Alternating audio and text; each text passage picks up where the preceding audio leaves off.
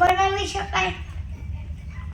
घर टूटता વાર નથી લાગતી દીકરા, વર્ષો લાગી જાય. જીવને ભઈલા બીજું શું ખપે? જરૂર છે તો એકબીજાને એ પ્રેમ અને હું ખપ કરતા વધુ હોય અને તેને વહેંચી દઈએ ને તો ગોળ પાપડી વધુ મીઠી લાગે. હા.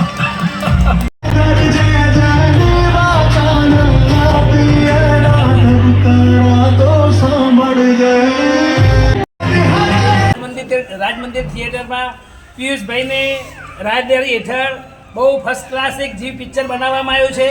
જીવ પિક્ચર એટલે જીવ દયા વિશે દરેકે દરેક જીવમાં દયા છે એના વિશે પિક્ચર બનાવ્યું છે. બહુ જોરદાર સુપરહિટ પિક્ચર બનાવ્યું છે.